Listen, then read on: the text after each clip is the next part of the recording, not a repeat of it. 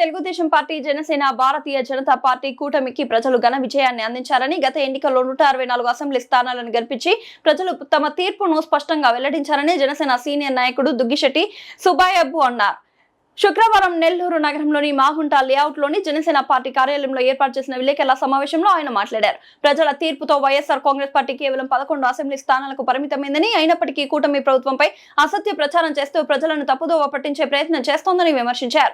మాజీ ముఖ్యమంత్రి వైఎస్ జగన్మోహన్ రెడ్డి, మాజీ మంత్రులు, నెల్లూరు జిల్లా వైసీపీ అధ్యక్షుడు కాకాని గోవర్ధన్ రెడ్డి నిర్వహిస్తున్న మీడియా సమావేశంలో కూటమి ప్రభుత్వాన్ని, ఉప ముఖ్యమంత్రి పవన్ కళ్యాణ్ ను లక్ష్యంగా చేసుకుని విమర్శలు చేయడం సరికాదన్నారు. కృష్ణా నది జలాల వినియోగంపై ప్రభుత్వం సమగ్ర ప్రణాళికతో ముందుకు సాగుతోందని, పోతిరెడ్డిపాడు, బనకచర్ల ప్రాజెక్టు ద్వారా తెలుగు గంగ, కేసీ కెనాల్, గాలేరు నగరి తదితర పథకాలకు నీటిని అందించి గ్రేటర్ రాయలసీమలోని 6 జిల్లాల రైతులకు సాగునీరు అందించేందుకు కూటమి ప్రభుత్వం కృషి చేస్తోందన్నారు. కేవలం 151 సీట్ల నుంచి 11 సీట్లకి పరిమితమైన పార్టీ ఏదైనా ఉందంటే వైఎస్ఆర్సీపీ పార్టీ. ఈరోజు వైఎస్ఆర్సీపీ పార్టీని జనాలు కనీసం తలుచుకునే పరిస్థితి కూడా ఈరోజు కనిపించట్లేదు. ఎందుకంటే మీరు గత ప్రభుత్వంలో మంత్రిత్వ శాఖలో 25 మంది మంత్రుల్లో దగ్గర నాకు తెలిసి 23 మంది దగ్గర ఓటమి పాలు చెందారు.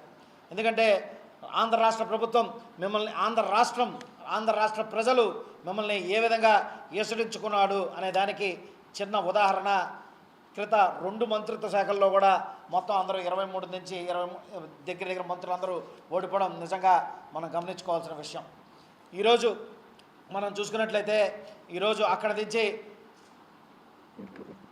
మా వైఎస్ఆర్సీపీ శ్రేణులు తమ ఉనికి తాము చాటుకునే దానికోసంగా ఓ పక్క కాపు నాయకుల చేత పవన్ కళ్యాణ్ గారిని తిట్టించడం, అదేవిధంగా చంద్రబాబు గారిని కమ్మ నాయకుల చేత తిట్టించడం, ఈ విధంగా మీరు ఉన్నారని చెప్పి మీ ఉనికి మీరు చాటుకునే దానికి మీరు చేస్తున్న ప్రయత్నమే తప్ప మరోదేది కనిపించడం లేదని జనాలు ఈ మధ్య అర్థం చేసుకునే పరిస్థితిలోకి వచ్చారు.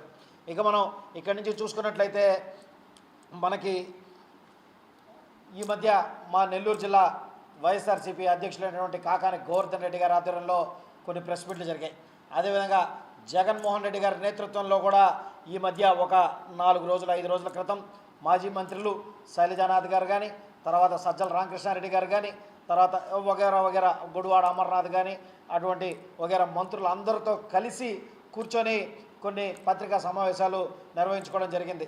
ఈ పత్రికా సమావేశాల ముఖ్య ఉద్దేశం ఏంటంటే, ఒక ప్రాజెక్ట్ని కూటమి ప్రభుత్వం కంప్లీట్ చేయట్లేదు అని చెప్పి ప్రజల్ని తప్పుదోవ పట్టించే విధంగా ఈ ప్రెస్ మీట్లు అనేది నిర్వహించడం జరిగింది.